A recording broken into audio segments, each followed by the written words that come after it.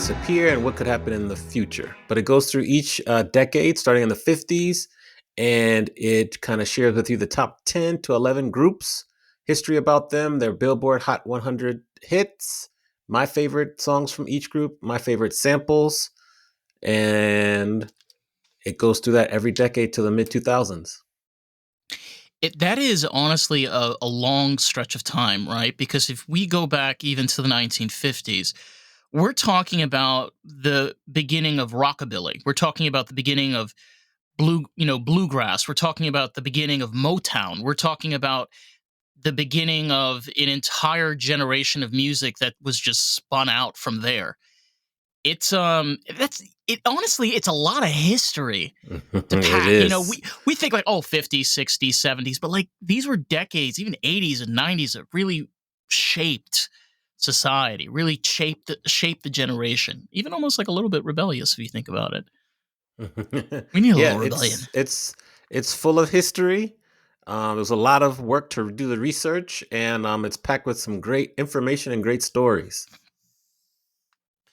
Do you is there an era particularly for R&B and soul that you connect with more than any? For me personally, it's 70s and 80s and early 90s, like hands down. I'm Hmm. talking Hot Chocolate.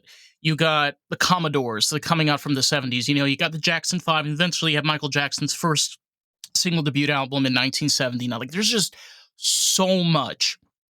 Do you have that? Do you have like that era that you connect with? Yeah, for me, it's like the 80s and 90s, and then the 70s. So in that kind of order, 80s, 90s, and 70s is where I kind of connect with the most. Yeah. Why did you find like do you feel like the 80s was predominantly like the beginning or more of like the set tracker that we kind of like live by? I think Right. yeah. For the 80s, it starts because that's what I remember the best when I first kind of discovered music. Like Kool and the Gang had their biggest hit, I think, in 1980, Celebration, but then they had some hits that followed afterwards. Then you have New Edition, which came like the mid 80s, which was a really big group for me, and then had a really big album towards the late 80s. Um, and so those are like two main groups. And then, Cameo was big in the 80s, Atlantic Mhm. Star was big in the 80s. But ironically, for R&B groups in the 80s, they didn't really track on the charts very, very highly, nor did they get any Grammys, which was interesting. But once you get to the 90s, then that's like the heyday right there. That's like the payday for like really the golden era of R&B and R&B groups specifically because they dominated the Billboard Hot 100 charts. Well, you're 100% correct. And I think a lot of it has to stem with when you look at R&B, particularly in the 80s, it was continuing on like the soul and funk train of the 70s. Whereas where you kind of hit like the 90s and you're more in that generation of where it's bringing in rap, Hmm. it's bringing in harder soul, it's bringing in like, we call it hood style. Now it's called like gangster rap. Like back in the day, it was just literally, I used to love, like, especially like Salt and Pepper, right? You have these two girls that are like the baddest bitches you've ever met in your life. And they're just singing their heart's content. You watch these music videos in the 90s and you're like, can I go to their house and smoke some crack and weed? you know? Yeah. Yeah, So, Salt Pepper, legends. I always got to shout out their legends. DJ too, DJ Spinderella, because she was the third member. As a DJ, I have to give love to the DJs. But yeah, I 100%. think I think for the 70s, what happened and probably what caused a lull in the 80s is that the disco era was kind of ending in the 70s. And so then after that, you had to have some groups and acts kind of take up the mantle. And then Michael Jackson got to be really, really big in like the early 80s. First, so you said Off the Wall like 79, then Thriller, and I think it was 83. And Yeah. that was like momentous. Huge. And Huge. then you kind of keep going from there. Yeah. I mean, people don't understand this. When you had like artists like Michael Jackson, especially like we're talking about like when these albums were released, like we're talking about Thriller, right? After Thriller, the amount of other artists that got inspired and started creating albums that started kind of delving into those like parallels of like pop and R&B and soul. It's like literally one smart guy is like, "Hey, let me try something creative." And then everybody just follows along from it. Hmm. Yeah. You Yeah. just Yeah. need that inspiration sometimes. It's crazy. This is true. This is true. I agree for sure. So the 80s were big because then that's when Madonna broke out. Also, if you're talking about music in general, um, and then it kind of then you started to get like hip hop. Run DMC really kind of got to be big in the mid '80s, and they did the Mhm. collaboration with Aerosmith, Walk This Way," Yeah, which which was was very, amazing. very important because then that opened hip hop up to an entirely new audience that was really like rock or pop, and that really kind of expanded hip hop and accelerated its growth. And then from there, you go to like the late '80s. Of course, I mentioned like New Edition, and then you get into the '90s, and it was just like no holds bar. It was like the well, for hip hop, the '90s was like the perfect storm. I Mhm. like to say after the '90s into the 2000s, once you get to like 2005 to '09, for R&B groups specifically, it was like the imperfect storm because there were a lot of things that happened that led to the decline and the demise of the R&B groups, which I'm sure we'll get into. Yeah, 100%. I mean, you bring up something really important. It's that shift that happens within culture. And I mean, we have to be honest with ourselves. When we hit the 2000s, I mean, a lot of things changed very quickly. There was in it people don't talk about this. This is a thing that's really interesting, right? Everybody talks about the crime that was going on in the 80s and the 70s, and then everything starts to get cleaned up, like particularly on the East Coast in New York in the 90s. No one talks about the crime that went on in the 2000s, okay? There was a lot of like craziness that was not only going on between artists, but there was wars that were going on between record producers. There was wars going on between managers. There was this push of literally forcing artists to do things that they don't want to do just so that they can get music out. Like there was just so much abuse and crap. So what happens is then you get people that are like freaked out and damaged. Then you get the old generation complaining how they got screwed over too. And then it's just a giant fucking shitstorm, Yeah, right? yeah. That's very interesting observation. There was a lot going on, then and now for sure. Yes, yes. But you do see now, honestly, the biggest shift that we've ever seen before, which is where the underground scene is dominating like nobody's business. I had the opportunity to speak to some record producers and managers that are out in Atlanta right now. They're dominating. The underground is outproducing the mainstream in Atlanta right now, and it's predominantly because people like what they're making. They get Right. really creative, they get really intense, and sometimes like homage to the old roots sometimes. Like, it's not necessarily just about making music and about like shaping a generation. It's like giving the people what they want, man. I think nowadays it's much easier to get Much your easier. music out there than it used to be. It used to be very, very I don't know the proper English, but like it was highly gate kept, which means that, you really had to work with a label to get your music out there. The label would decide, are we going to release this or are we going to shelf it? And now it's very different where you can put your song out on Spotify, all the platforms via CD Baby or whatever kind of intermediary you use, and you can get it out there. Then you can get it in the hands of DJs and everyone else. It can be streaming. You can get it onto playlists, and then you're off and running. And so I think that the barrier to entry is much, much lower now, which helps the independent artists and helps the underground artists. The challenge, though, is that if they want to get their song on radio or get it played a lot, they still kind of have to work through the record labels for that portion specifically. So it's kind of like the record label model is changing before our very eyes. It's very different. It's kind of taking away the power from the labels, but they still have a good use and they They can still do. help a song go viral or get big. It's just things are shifting. And I think that the better we can educate all artists and all musicians so they can make better business decisions, then the more good music we'll be able to hear because we don't want to have these great artists where their albums are shelved because they're stuck on a label. They can't get out of the contract. So they have to wait 4, 5, 6 years to release their music. Then the time has passed. And so, yeah, that's kind of my initial thoughts on kind of what you shared there. Yeah, and I mean, where you're talking about, I mean, Ice Cube even spoke about this many years ago. I mean, he's even said how he has seen as an artist, and I mean, he's been in films and he's an incredibly talented rapper, but he has seen other artists suffer right in front of him, and not many people are strong enough to be able to say something like that. He's not saying that, like, you know, there's no opportunity, there's no chance, but like what you're saying is that there are those limitations. It's where if you want to be able to have as much control as you want, you kind of have to go that independent route. Because if you go the route of the mainstream, it's where you have to follow their numbers. You have to follow what they're looking for. If they tell you that you need to cut something, you need to cut it. If they tell you need to change, Mhm. because it's their business. And then, Right. whether we like it or not, like they have a right to do so. They're like, hey, listen, we've had artists going back 60 years ago. Like, don't come in here and tell us how to run our business. You can see the two sides of it. But to your point again is where if you have that ease of technology, where people are able now, where you could just go on GarageBand, you can get Logic Pro, like you can download software that integrates with AI to be able to create beats.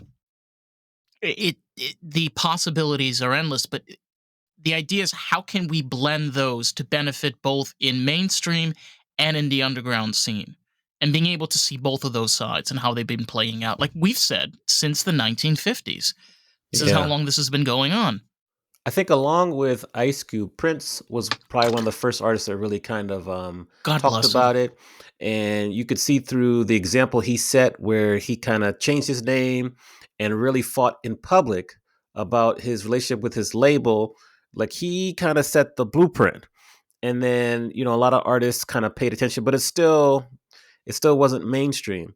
Then even I think right after Prince, and I kind of talk about Taylor Swift here, but after Prince, then DMX, he was one of the ones who re-recorded his music first ones before Taylor Swift, so that he would have the rights to the music.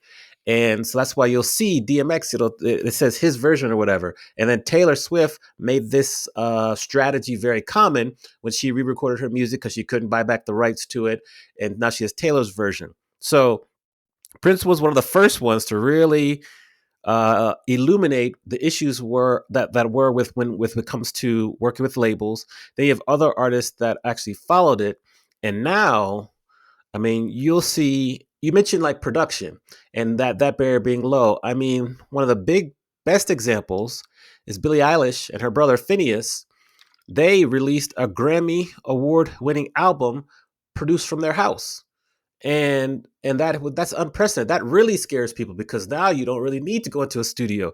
You could do it from your bedroom, as you say, and you can have like platinum selling albums. So we're in the middle of a very, very dramatic shift in how music is consumed, on how music is produced. And I want to go back to when you mentioned the 2000s, because there's something, and this is kind of has to do with all music, but particularly the R&B genre, I'll say rock and country, particularly those three genres, because with the introduction of iTunes, Hmm. that really took away the power of the album.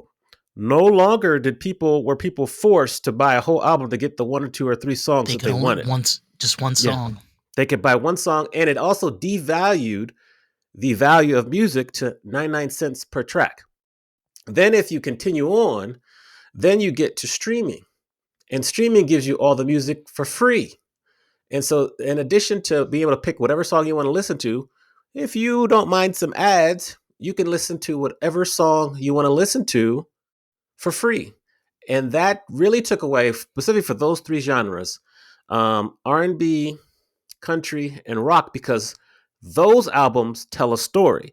You have the prelude, the interlude. The albums might follow a certain format, telling a story, so that when you get to the last song, the story is over.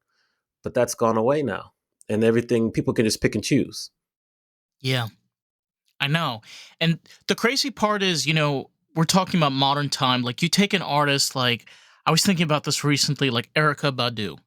Okay, when she makes an album, it for me personally, like it's like almost like a form of meditation. I have to listen from the album from start to finish because the way that she tells the story, it kind of like each song kind of coexists with one another. And you're right. When we entered the generation of where you had iTunes, you had iPods, you can get, download 1,000 songs and it's 99 cents. Singles became the new norm, and almost like the the nickel, the nickel film, to be able to just pay for a nickel and be able to watch a film. That's kind of what has happened. But I think also what a lot of artists have tried to be able to do is to either try to be able to create really amazing music videos on their own budget. Okay, so I found this out recently. There are a lot of artists, even mainstream artists, that will hire independent filmmakers, indie film houses to make these music videos. Reason being is A, sometimes they want to go for more low budget. Two, they want to own the rights. So if they do Mhm. put it on YouTube and they put it on there, they can make money in revenue, even though they're not making that much money from streaming. So it's like almost we got to be chameleons.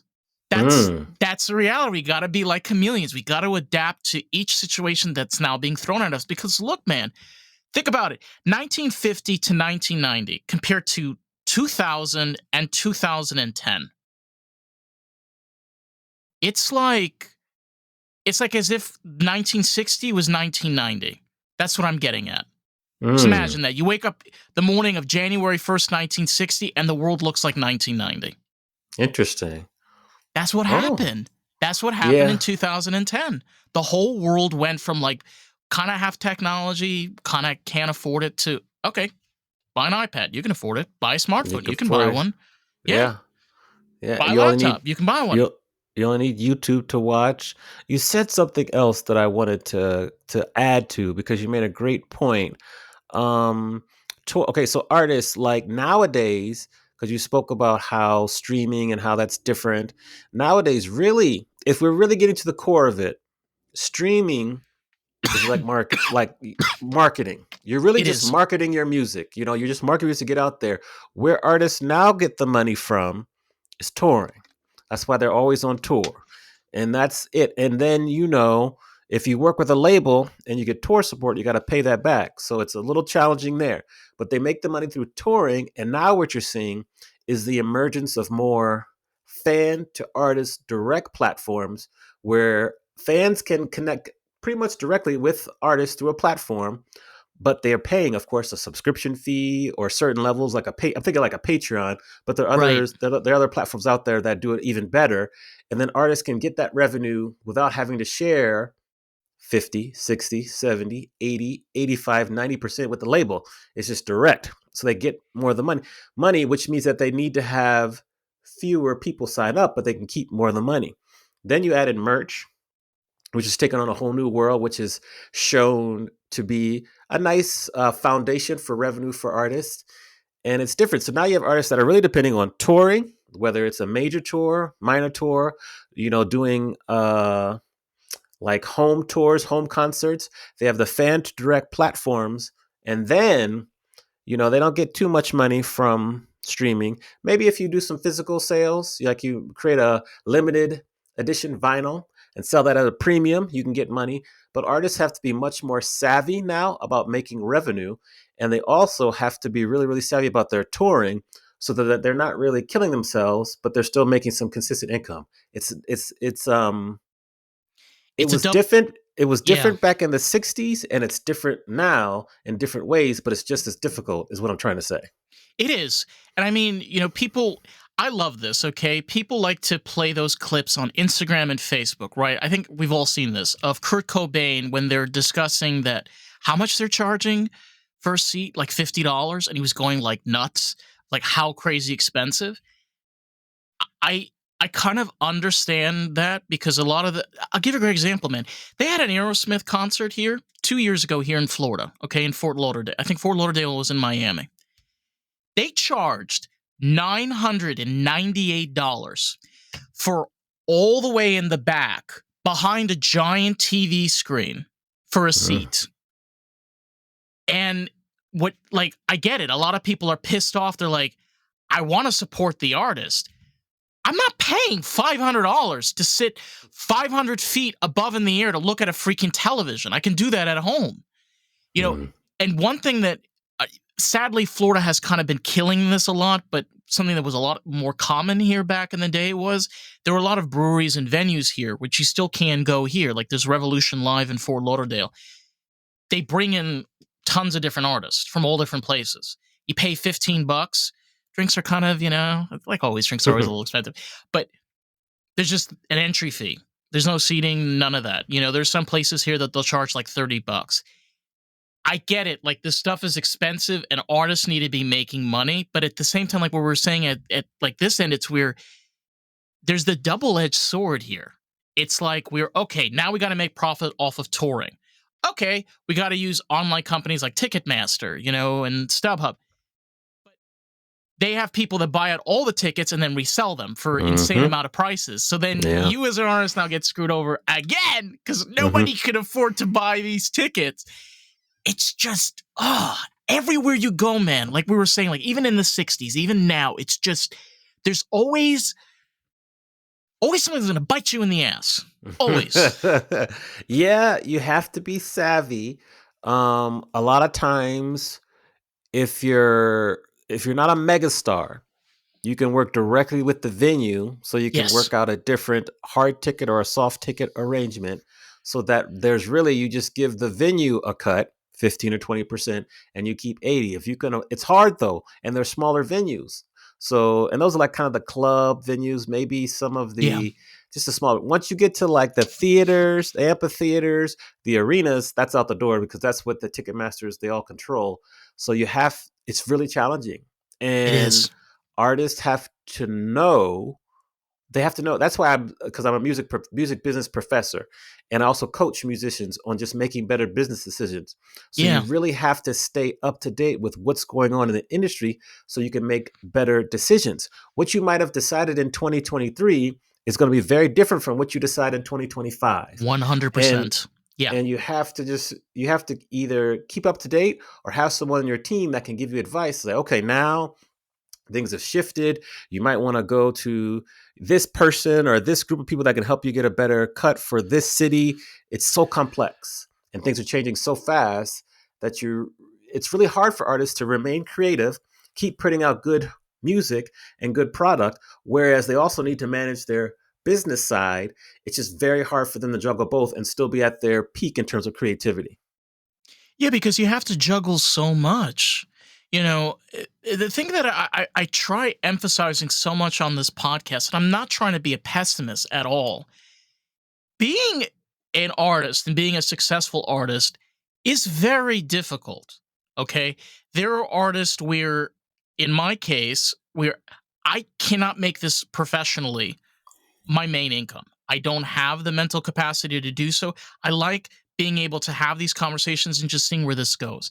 But but at the same time, allowing myself to give myself an education to do something else in order to be able to support myself. What I'm trying to get at is that like there's different ways of being a successful artist, like you say, being able to make smart business choices when you're in the profession, knowing things to keep up to date because there's new technologies that are coming out every single day and there's new ways of integrating with them. But if you're looking for an industry that's easy, this is not the one to be in. No, It's just not. no, it's not easy. It's very difficult. Just to add on, because you set it up really nicely. Like for an artist nowadays, you have to kind of, let's take you have a pie, and there are five pieces of the pie. And the piece number one, which is the most important, is you have to be at your peak level of creativity, producing music, getting music out there. That's number one. Number two is that you need to also have proper make proper business decisions because you want to know when do I release this? What do I put this on? Do that. Number three is that you have to then marketing. You have to be able to market your music and yourself appropriately.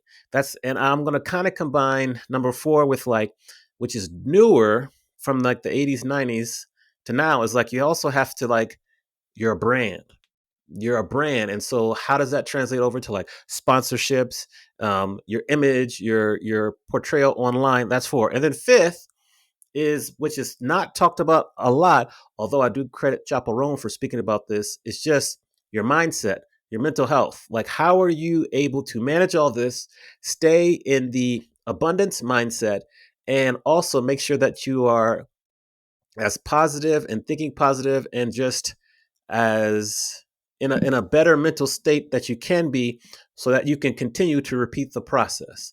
So that's kind of like the pieces of the pie. Also, another revenue source that I failed to mention, but I think is kind of like a sleeping giant. Well, there's three sleeping giants, but the one that I want to mention is synchronization revenue.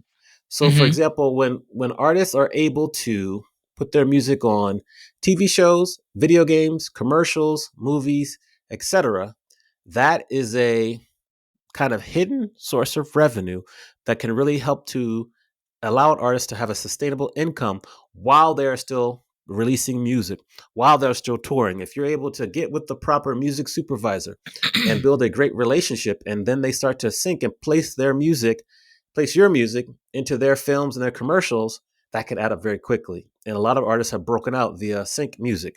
Uh, Lord Huron had a really, really big placement on 13 Reasons Why. They did well. Lizzo had a really good placement. I forget the show, but there's artists out there that have had extremely big placements on these shows that have allowed them to just have a more sustainable income. So I want to make sure I mention that also.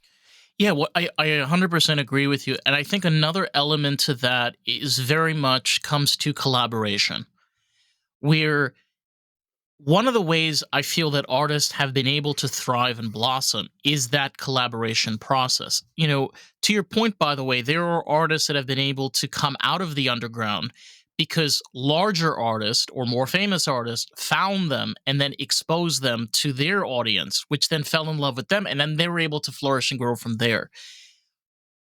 Being solo is great and being independent is awesome. But I think the really cool part of also being an artist is the idea of being able to put yourself out there to be able to collaborate because you don't know what those opportunities will give you along the way. You know, Yeah. we were talking about this earlier. I think this was a great example. Aerosmith and was it? Yeah, Aerosmith and Run DMC. Absolutely. At that time, Aerosmith was already dead. Okay. They were barely making any money. They were barely selling anything. Like they were a dying band. And then Run DMC comes along and they come out with this song and they blow up because of a collaboration with a different Yeah. artist. Yeah. Yeah. Collaborations are the key. So I'm glad you mentioned that because I have three of my favorite examples of collaboration. I'll share it really quickly. Oh, First of all, please. I spoke about Kool and the Gang. So Kool and the Yes. Gang, they had kind of hit a plateau. Disco music was kind of dying. They were kind of stuck in between disco R&B. They had to do something to change to remain relevant. They collaborated with two people. The first one was a producer out of Brazil, Yumir Diodata. I gotta make sure I'm pronouncing that right. They collaborated with him. Then they also got a lead singer by the name of JT Taylor. They got JT Taylor to be their lead singer. They then released Celebration. That is their only Billboard Hot 100 number one song, but only because of that collaboration did that happen. Then they released other songs like Cherish, Fresh, all those songs went to top two or top three. That's one example. Then you'll have an artist. This one is top of mind because I saw it recently. I'm sure you remember Maggie Rogers and the clip she had when Pharrell first heard her music for the first time, and just his reaction was crazy. She collaborated and she opened up for Coldplay. So when you have an artist like Maggie Rogers open up for Coldplay, just imagine the collaboration. Her audience gets to experience Coldplay. Coldplay's audience gets to experience her. That's a great collaboration. And you do that. Then on the R&B side, I'm a huge fan of Money Long. And what people don't realize is that she has been writing hits for decades for different artists. And then she collaborates with many, many other people on her own album. And her own album is doing well. So that's an example of collaborating via songwriting. So you're writing songs for these big artists and they're getting hits. Then they're going to come back and have you guest on their tour also. I don't have a specific artist, but I just know she has written for numerous people, and that's another part of collaboration is songwriting. When you talk about songwriting, though, it's very important for all these artists nowadays to make sure that they keep as much of their songwriting percentages and publishing percentages as possible so that they can get the long money, which is the money you get years down the line as your song's being played in public. And then you are signed up with your ASCAP or BMI, so you get your public What's performance royalties. what's it called again? It's not called oh, there's a word for it. It's like residual income. Like you Yeah, get that yeah, is yeah, that yeah, yeah. it's Your residual. residuals. Yeah, Yeah, residuals. yeah, your mechanical royalty residuals, your public performance residuals, like that's money that comes to you every 6 to 12 months. But it's not that common knowledge. You'd think it'd be common knowledge, but many artists, particularly the new ones, you need to sign up with either BMI or ASCAP. I'm a member of ASCAP. You need to sign up with the MLC, the Mechanical Licensing Collective. So you can get all these different royalties that are out there from like Sirius XM Radio and other online platforms. They're just sitting there, but you have to know enough to sign up for the proper organizations, claim them, and get your money. That's why I always come back to, for artists, it's about education, because many artists are leaving money on the table. If they don't claim it in 3 or 4 years, it goes into the black box. Then if it's not claimed there, they just divide it up amongst the labels, and the big labels use that as a revenue source. Did you And do you remember this was years ago. I think it was Prince. He went on Saturday one of those late night host TV Larry shows. King, he was on Larry King. Larry, and he spoke about how Mariah Carey got screwed over with her contract. And, he's sitting there like this host, and he's like being all cool. He's like, oh, what big deal, $20 million. And he's like, she sold 130 million copies. And like, she got screwed. And then like, Larry King kind of put the pieces together, and he had that stumped look on his face. He was like, oh, Yeah, yeah. she didn't Because know. She didn't know. you see these artists, and I love Mariah Carey, by the way. I'm a stan. Listen, I'm a she lamb, is as they say. she is the only person since the 1950s that has given us a proper Christmas song. Hands down. Great one. But one thing I think, in the first day of my class, I teach art. I teach all these music business young professionals that an advance is a loan.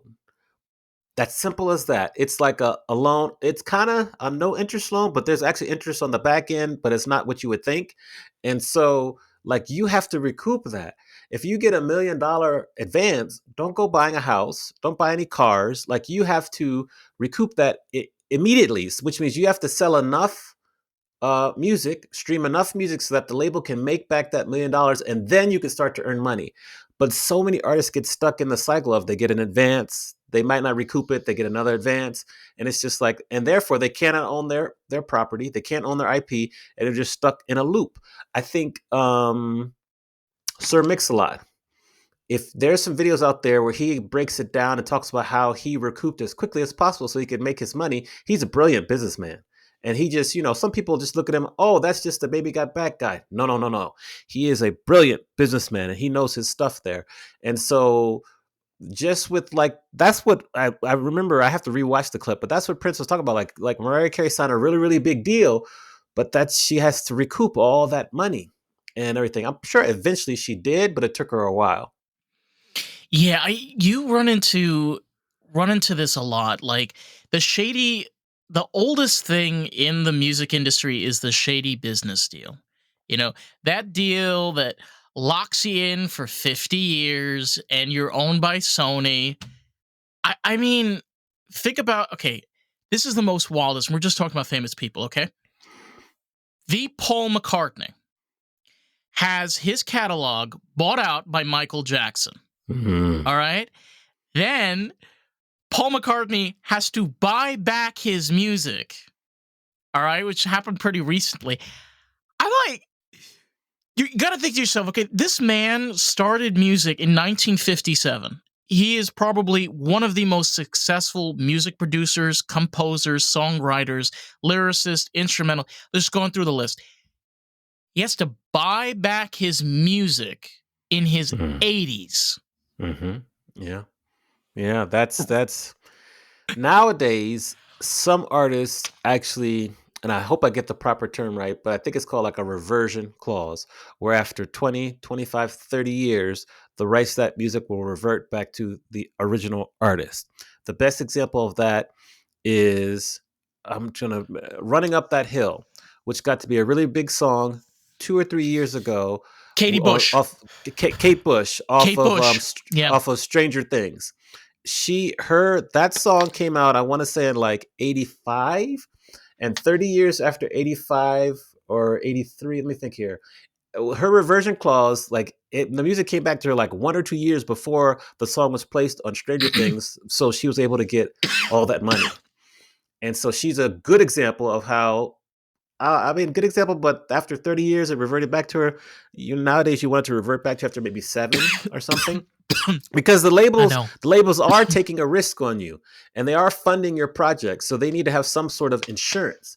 But 30 years is a long time, and so It what you're is. seeing now is some artists are because they have the knowledge, they're being more savvy with their negotiations. Like, okay, I would like for my music to revert back to me in 5 years, 10 years, 15, but not 30. That's a long time. So that's an example. When you talk about Paul McCartney, I think of Kate Bush and Running Up That Hill, because that's a good example of how it reverted back to her and she was able to benefit by a placement, a sync, which we talked about earlier, and then she owns all the IP. It's just interesting because, like we were talking about from like the very beginning, there are people that are still from the 1960s music generation that are very much alive. They're old, but I mean, Mick Jagger's still performing, man. Like, you can Mm-hmm. go online right now and book tickets to the Rolling Stones. You'll see him on stage. So that is kind of a weird, almost parallel, because I can see for you as almost like a business perspective where you have all of these years of restructuring and rules and regulations and how to be better being able to adhere as an artist to be successful and be able to make that proper revenue.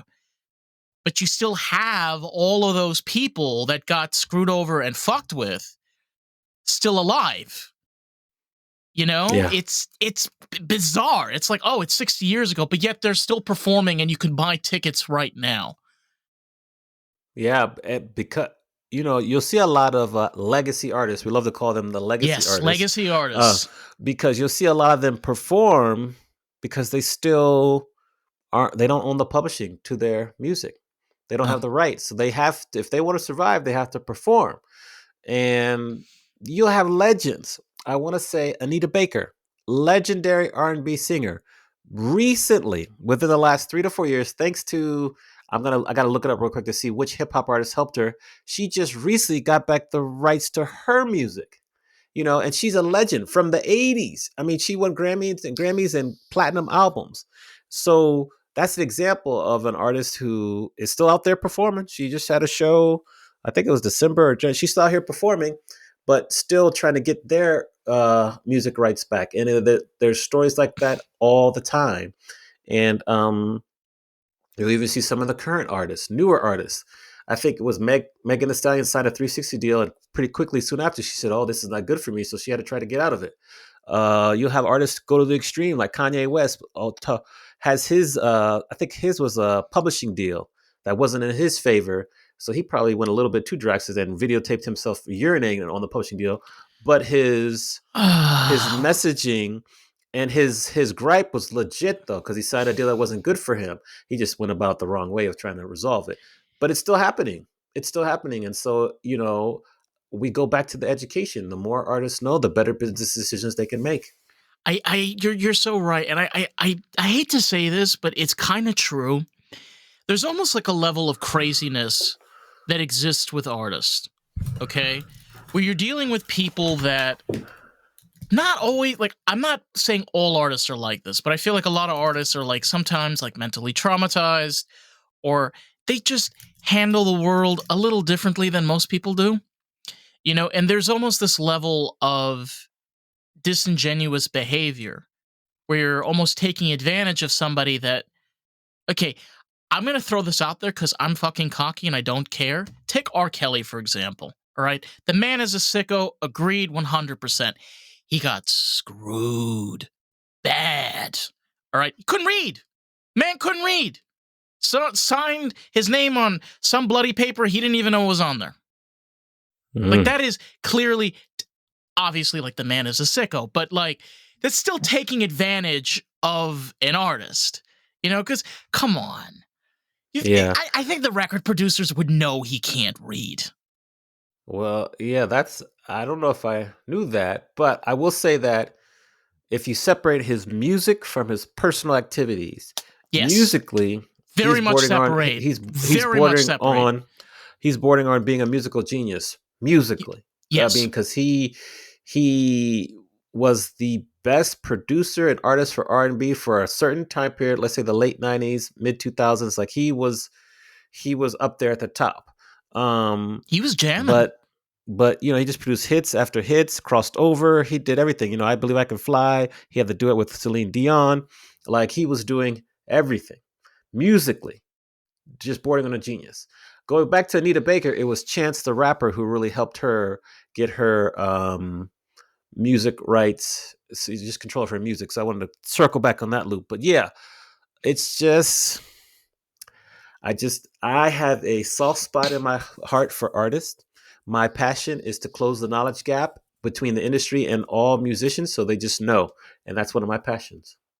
It is, I it honestly shines through, and it's something really rare sometimes because there's a lot of history. There's a lot of elements and pieces that make up what we call, the film industry, the music industry, the entertainment industry. There's just a lot of pieces that come into play, especially with the history, rules, regulation, government. A lot of things have to come in. But you take people that and this is the thing that I hate sometimes when people are like, well, they were kind of disgusting in real life. I get that. But here's the thing, man. We're here to see what they created and what they made. If you constantly like mix people, like creatives, mix their personal lives into what they've created, you're gonna find flaws across the charts. You want to do that right now? We can do that with LL Cool J. Okay, we can read his lyrics straight through from song to song. Do that right now. It's his music, it's his performance. Like when you hear LL Cool J, like I'm just like in my zone. You know, that's what as an artist. That's what I look forward to when I hear music. We're talking about R&B, we're talking about soul, we're talking about rock. I don't give a rat's ass about their personal life. I don't. Doesn't have anything to do with what I'm listening to right now. Yeah. Yeah, that's a sticky subject It because is.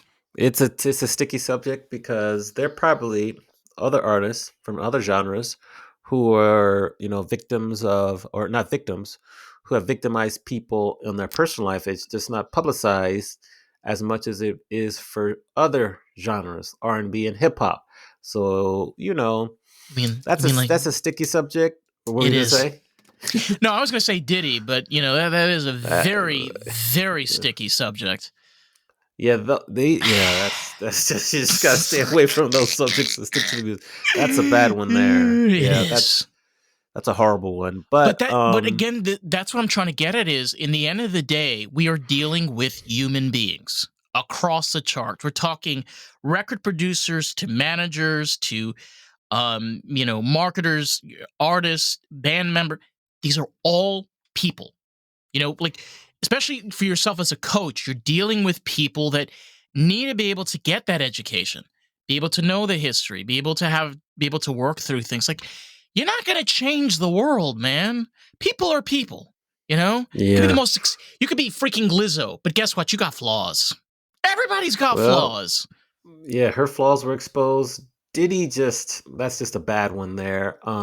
Because in addition to the horrible acts he did and is rumored to have done, because nothing has been proven yet, like he also kept the publishing and a lot of the rights to some of his artists' musics, and only recently, in the last year, before this all kind of blown up, did he give them back. So Which is not cool. that's kind of a double whammy there. And so we'll see what happens when the truth comes out, but that's not a good one right there. So yeah. Mm-mm. No, and people like to say, well, group culture gets complicated. I love this shit. Group culture gets complicated. Okay, explain to me then how you have a band like Wu-Tang Clan that came out in the 80s. There was like a group of like 9 or 10 people, and they figured out on how to be supportive as artists. So like that's not an excuse. Yeah. And it's not Wu Tang is a unicorn. It because out is. of all the groups that I studied for the book I released, the most common reason for groups to break up were money and drug usage. However, with Wu Tang, they have steered clear of this. They have shown a masterclass in branding and being part of a group, but then also going solo and then coming back to be a part of the group. Yeah. I think they're a unicorn. Not many groups, particularly in the last 2 decades, have been as successful as Wu Tang in terms of music, branding, marketing. They are a unicorn, in my opinion. They are very much a unicorn, but they are a very good example of don't steal from other artists. That's the example of Wu Tang. And I heard him on the Joe Rogan podcast the other day too, and like the second you get into muddy waters, okay, your music is great, but the second you get into you're stealing from other artists, you're not allowing other artists to be creative. You're traumatizing other artists. That to me is like the ultimate insanity. Like, what the hell are you doing? It's like you all come from the same place. You're all trying to go to the same direction. Like I can imagine even for yourself, like you're dealing with students or people you're talking with. Like you're not going to tell them, "Hey, well, guess what? This person's going to screw you over. Definitely, you should screw that person over. Hey, you should take that person." Like, what kind of attitude is that, man? We all have to be able to figure out our stride and be successful in the industry. You know, put your pride, put your greed, put all that shit aside. Because guess what? The second you're in that rink, you got that bare knuckles. Go for it. You can see if it's gonna Yeah. land. I think Wu Tang, they do a good job because they sample a good amount of music. Hmm. So they always get their samples cleared. If they need to, they also add whomever they need to in terms of to the publishing, give them a couple publishing points or songwriting points. So other artists should do the same thing. If you want to sample another artist, get the sample cleared. If you want to, maybe you're gonna remake a song that another artist has remade. Like, give pursue the proper channels to get this artist proper credit and keep it moving. But a lot of artists try to skirt around that and don't do that. Eventually, they get discovered or they get called out and have to re-release things or add someone on the publishing and the songwriting towards the end, or they have to take out the samples. Um, but the system is set up pretty well for clearing samples and adding people, publishing, getting permission. So there's really no excuse for artists to steal music. Now, if they're stealing it intentionally, they're going to get in trouble. But if it's unintentional, there's a system set up where you can kind of correct those mistakes very quickly. There is, and I want to tell you, like, especially when it comes to sampling, which again, when we're talking about history, and correct me if I'm wrong, when we kind of came around the 80s, sampling became very popular in how music was being made. I mean, a lot of songs were sampling from other songs. And I think also like today, it's kind of where you have those DJ mixers that break down the sampling for you. And it's kind of interesting because not only like it's just sampling, you kind of understand why the artist took that sample. You know, I can understand this because like you have that inspiration moment, right? Where you're like, start watching something, you hear something, like, hey, that's kind of cool. I want to try something like that. That opens a door to something right there, you know? And we were saying earlier, like collaboration with other artists. That is a form of collaboration with other artists. 100%. Yes. 100%. There's an interview I use in my class. It's with Bob James. He's on Questlove's podcast, and he talks about sampling and how I think it was Jazzy Jeff and the Fresh Prince were one of the first artists to sample him, and he didn't like it at first. But then, I think he actually talked to Jazzy Jeff, or they had conversations. He was able to understand more. Then they actually collaborated on an album and a project, and so he didn't like it at first. And Bob James is a legend in the jazz, fusion jazz, really a legend in music. Let's just say legend in music. And he's one of the most sampled hip hop. He's one of the most sampled jazz musicians in hip hop's history. And he didn't like it at first, but because he was open to it, he learned to like it, understood that they were actually giving tribute to him. I think Nautilus, which was like one of the last tracks he included on one of his albums, is one of the most sampled songs in hip hop. And that's just sampling. Then one of my favorite groups, the Isley Brothers, they're probably one of the most sampled groups in hip hop's history. And you hear let me see here. You hear Ice Cube, you hear it was a good day. That's Footsteps in the Dark. You hear Between the Sheets with a Notorious B.I.G. Like it goes on and on and on. You hear Lady when it's Kendrick Lamar's I hope I got that one right. I always have to remember my samples. There's And then, there's Ice Vanilla with Ice Ice well, Baby. Queen Yeah. with Queen, yes. But I don't know. I think he might have got in trouble for that at Oh, first. 'Cause I'm he not sure he did. properly Oh, he see he he's didn't. an example of he didn't clear that at No, first. no, he I think didn't. he had to go back and clear it, and then that's his only hit. But yes, I mean Yeah, even literally. One hit one of my wonder. one of my favorite examples. I'll go back to Sir Mix-a-Lot. Yes. Is how he was so smart. Is that if you remember? I'm just going to quiz you. If you think about the Pussycat Dolls, what's their biggest song I ever? gotta let me see. I gotta see what they look like. I'm dyslexic. I have to sometimes see what they look like. So Pussycat Dolls, their biggest song was "Don't You." Don't you wish you had And it like big that like like me? me. Okay, yes, Yes. okay. That song is really Sir Mix-a-Lot's song "Swass." If you turn on Sir Mix-a-Lot and "Swass," that is "Don't You." Now, of course, they're singing on top of it, but they worked with Sir Mix-a-Lot, gave him songwriting, publishing. He makes almost as much from that sample and that song from Pussycat Dolls as he does from Baby Got Back because he was smart. They collaborated, they got permission, they gave him his points, off and running. And so that's just a couple examples throughout like pop and hip hop of just how sampling works. Because we went from the Bob James example to Which is Isley which is Brothers. amazing. By the way, Nautilus is amazing for anybody that Yeah, like loves yeah, sampling. Oh, yeah. Because that's a trip. when you hear Nautilus, you're gonna hear tons of you're gonna be reminded of tons of famous hip hop songs. I think it's a Nas song there, Jazzy Jeff song there. There's a lot of songs that are sampling Nautilus that you wouldn't even know. Some people don't even know it's a sample. A lot of my students have never even heard of Bob James, but they've heard of those hip hop songs. I feel like you got to go back. Like this is just me. You got to go to the roots.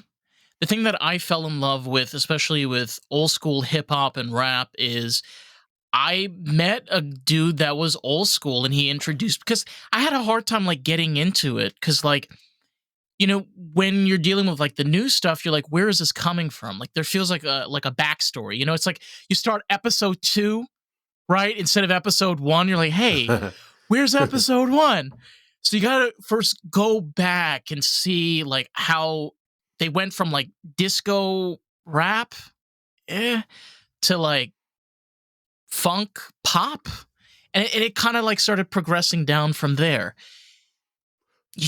I don't know I feel like especially like with your book and I feel like going through that history and all of that it's something that you do learn is in order to understand it in order to enjoy it even more than you are now you got to go back to the roots Yeah, just yeah. got Like to that's why in my book I have a section at the end of every chapter, my favorite samples, which then you can see. Oh, I didn't know that this group sampled the Chantels. Oh, I didn't know that mm-hmm this group sampled the Whispers.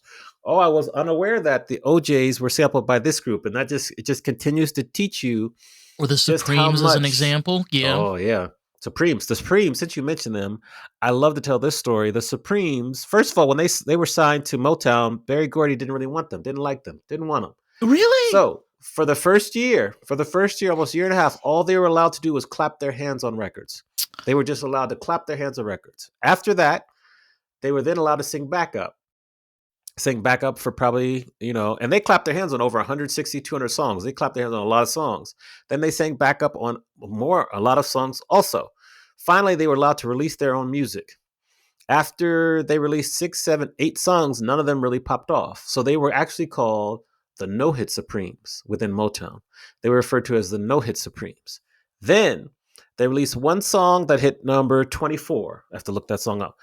After they released this one song that hit number oh 24, all right we're going they through it went they yes went where's the song? Right there. It was When the Love Light Starts Shining Through His Eyes in 1963. It reached number 23 on the Billboard Hot 100.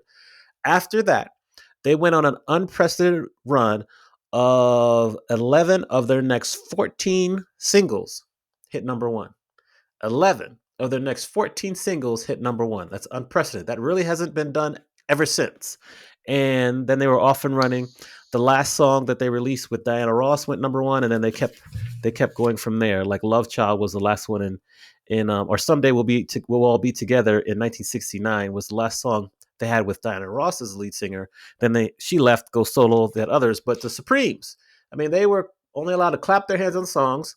Then they were called the No Hit Supremes, but then they had an unprecedented run of number one songs, and so legends. But they had to get through some stuff at first too. They had to show resilience also. Resilience is something that is almost lost between the pages because you forget that you can be cocky and you can be stuck up, Sabrina Carpenter, and you just decide that you want to stand there and be a performer, but at the same time, you need that resilience, you need that creativity, and you need to know if somebody is telling you you're not good enough, you tell yourself, no, I'm better than that. And you Mm. prove that shit. I mean, you're right. Like the Supremes is a great example of this. Can you imagine the humiliation of being a group where you got to clap your hands Mhm. 162 times, and then you kind of make music, and then you're called the No Hit Supremes? Like that hits you to the core. Mhm. And then they're like, you know what? Let's make 11 hit singles in a row, back Yeah. to back. Like, so resilience is one of my favorite of the grit attributes. And I speak about resilience on stage. And I think that this is the characteristic that is probably the most underestimated in terms of musician success. Out of all the musicians I studied, over 1,000 musicians, the through line to success was resilience. My favorite example of resilience is the Whispers. The Whispers released their first song in 1964. Their goal was to get a Billboard Hot 100 Top 10 song. That was their goal. In 1964, they released their first song. It was not until 1970 they first cracked the top 100. I think it was like 50 or something. But then they started going backwards because in 1976 they went backwards and they had a song that reached number 88. Finally, in 1979, with And the Beat Goes On, they had their first top 20 hit. It took them 8 years after that to get their first and only Billboard Hot 100 Top 10 song with Rock Steady. That's 23 years it took of them honing their craft, keeping at it. And I always ask people, first of all, what were you doing 23 years ago? Secondly, secondly, can you imagine if in today's era they were to give a group 23 years to get the success they wanted to get? It just wouldn't happen. They would barely give a group 23 hours. But still, so that's my favorite story of resilience that I discovered while writing and doing the research for the book that I talk about and I share all the time because I think it's an amazing story and I just love it. It is. It is the ultimate story of resilience.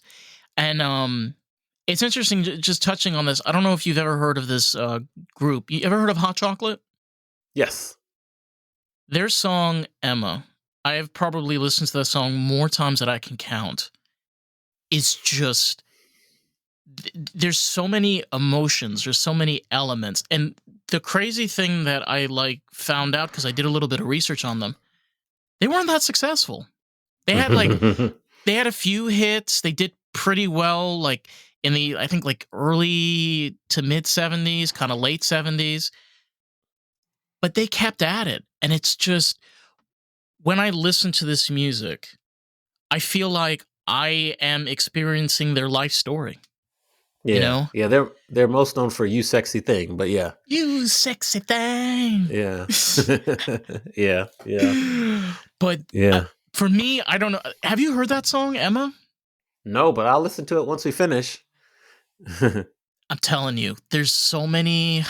That's also the thing too, man. Like we were touching on too, is marketing yourself, right? We were Mhm. saying this from the beginning, like we're saying you need resilience, you need to understand like this is a hard industry, but marketing doesn't mean that you got to be like a marketing director or a creative manager or whatever, a production designer. It just means that you know what you're making. It's like, why are you writing the lyrics? Like, why are you doing R&B, funk, and soul? Like, is this who you are as a creative? Like, is this what you like to play on your instruments? You have to. people are like, well, how am I supposed to market yourself? I think you might be able to explain this better than I can, but it's like, I don't think you should look at it of how you should market yourself. It's, are you marketing yourself? Hmm. Well, marketing, and we could talk about it in today's era. It's very complex. I think when you're looking at marketing, you kind of break it down to three categories. You have paid, Okay. earned, and owned. So paid marketing is any advertisements that you do. It can be a billboard on Hollywood Boulevard. It can be the signs you see on the bus stops. It could be Google Ads. That's like paid marketing right there. Owned advertising is the platforms that you own, specifically your website and your email list. Now, there's a little bit of gray area because people like to say, oh, well, I own my social media followers. Well, you don't really own them because they can go away at any moment, particularly the example of TikTok in January this year. MySpace is the best example of you building up on a social media platform, then it goes away and you lose it. That's owned. So Vine owned, I would also. stick Yeah. with. I would, yeah, exactly. Owned, I would stick to things you own. You own your email list. You own your website. You own your blog. Those are three ones. As a note, side note to artists, if you do anything nowadays, your number one priority should be growing your email list, not growing your followers. That's number two. Growing your email list should be number one. And then finally, it's earned. Earned as if word of mouth, people are sharing just how you share with me hot chocolate and the song Emma. That's an example of earned marketing. Also, earned marketing would be if Rolling Stone writes an article about you, puts you on the cover, article in the magazine, and you did not pay for that. That's called earned. Earned marketing could be if a music news site runs a article or a video story about you. You didn't pay for it. That's earned. If you're on the magazine cover, that's earned as long as you don't pay for it. So if you break down marketing to those three buckets, that gives you a good outline of just how to market yourself. Me being on this podcast with you, that's the example of like earned marketing because you're talking to me. I'm sharing with you about my book, my expertise. When artists appear on the Joe Rogan podcast, that's a major earned marketing venue, like a avenue, because you're getting exposure to hundreds of millions of people who are learning about you. You don't have to pay. Sometimes you do pay, so it depends. But that's the modern day form of like the radio interview. You know, It is. unfortunately, there are no more shows for certain genres. Like Arsenio Hall show used to be a really great earned media property in living color, and I'm thinking primarily of hip hop and R&B. Another Yeah. show where you could appear on that people would get exposed to you on national television. But those avenues are gone. So really, podcasts are taking over. Blogs are still around. Sometimes, word of mouth is very powerful. Um, that's how I break down marketing when I teach it.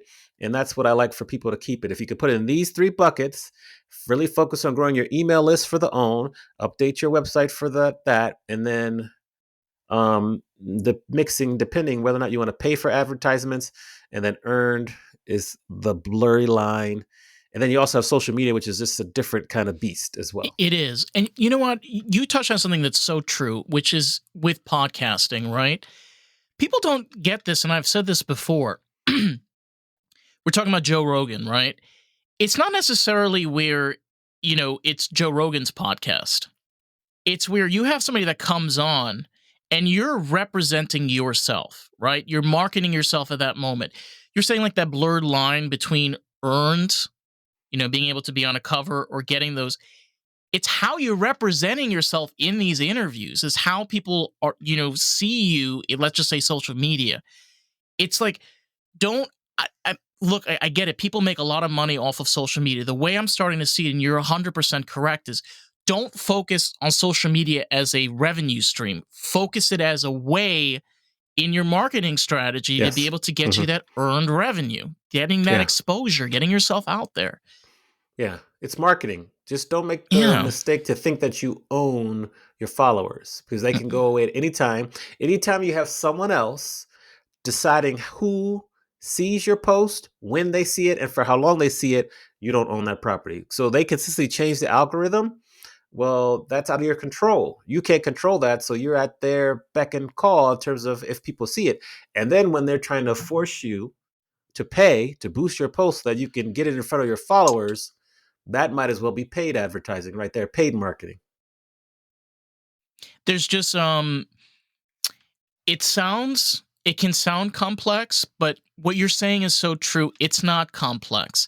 It's if you break it down, like you said, you break it down into three different things, and you can kind of clump together different things together to reach those same outcomes and goals because they kind of play alongside with one another. I think also this entire conversation we're talking about is not just R&B, Motown, and soul.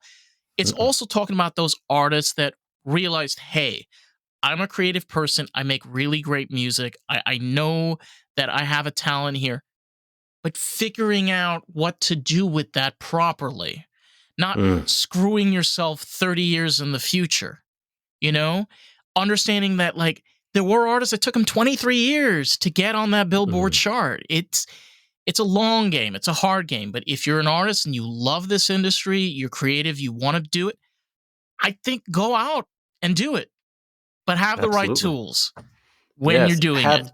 Have the right tools, build the right team, have the right expectations, have the Yes. right mindset. And if you can do that and you can be consistent and you can be able to be resilient and suffer through a couple of down moments, you trip and fall, some things don't work, but if you can stick with it, um, you will see some great things happen. And it might not be what you expect. A lot of times artists are like, ooh, I wanna be performing and opening, at the Staples Center. Well, they call it now, it's Crypto Arena, whatever. I want to be performing there. But what happens is that instead of that, maybe you're the songwriter to someone or groups of people who are performing at these stadiums. So initially you thought you're going to be performing, but maybe actually you're so skilled at writing songs that they are hiring you to write their songs, and they're singing your songs in front of stadiums full of people across the world. Yeah. Just be open to what comes to you because you never know how it could work. I think in reverse, one of my favorite examples of songwriters is Sia. Sia first got big because she wrote massive hits for numerous artists. And then she got big. Ed Sheeran, the same way. He a talented performer and songwriter, but he first kind of cut his teeth and got his breaks being a songwriter. And so don't discount just how you can be successful in the industry. There's all different ways of being able to be successful. To your point, I Yeah. mean, there's so many different things that I said this before too. You may think this is crazy. Like even being a marketing director can be a creative position. An accountant Hmm. can be a creative position just because you find numbers boring. There can be somebody that is really good at that. And especially if you're dealing with, production and you have your own record label, they can come in there and they love and they're passionate about this and literally save you hundreds of dollars. All right. I think that's kind of cool and it's kind of nice at the same time. But like you said, you got to be able to put that first leg out. All right. You got to do that first, figure out. And then sometimes things fail, man. Sometimes one avenue doesn't work, then you try another one. Like we're talking about like Sia, right? You go from songwriting to be able to make massive, top chart singles just across. It's impeccable. Honestly, Amani, I have to say, like, it's great when you have experts such as yourself because not only do you get like the history and the knowledge and the expertise, but also the right strategy to be able to push yourself forward. I'm not saying that you're going to be a massive like superstar. Let's be realistic. It's hard to get there, but at least give you like the right direction. Hmm. Yeah. That's it. Exactly. Yeah. Thank you. Well, thank you for that compliment. I appreciate it. That's my goal, is just to close the knowledge gap and to help musicians make better business decisions, and that's what I do. I love that, man. And I know you mentioned your book is came out a couple of months ago. I know you have a website which we spoke earlier. It's got this man has everything on his website. Yeah, we're still working on the website, but yeah. So the book you can get it at any online platform you want to. It's called "The Quiet Storm: A Historical and Cultural Analysis of the Power, Passion, and Pain of R&B Groups." If you're a Beautiful book musician out cover. there, oh yeah, thank you. I love it. I love it. If you're a musician out there and you're struggling, or you want to maybe take your musicianship and your artistry to a next level, I offer free calls for any musician that might want to talk and see if we might want to work together. You can just go to my website, amaniexperience.com/call. And Amani is A like Apple, M like Mary, A like Apple, N like Nancy, I, experience. So it's all one word.com/call. And I'd love to talk to you to see if we might be a good fit. But those are the two best ways to reach me. Get the book, set up a free call for musicians. And just thank you very much for having me on the show. Oh, my pleasure, my man. And for anybody out there that you are lazy to start tapping or typing things in, we got the links for you right below. Made it easy for you. What's your social handle, by the way? Social handles Amani Experience. So that'll get you to my Instagram, TikTok, Twitter, and then on LinkedIn, which I think is hidden for artists to use. It's Amani, last name is Roberts. So if you put in Amani space Roberts space DJ, it'll pop up there. So all y'all from all kind of kinds and creed, if you got to reach out to Amani, you know what to do. Thank you so much, man. And to anybody out there, if you want to check out more of the podcast, you can find us everywhere and anywhere at Lost in the Groove Pod. So with that, catch y'all. Peace out.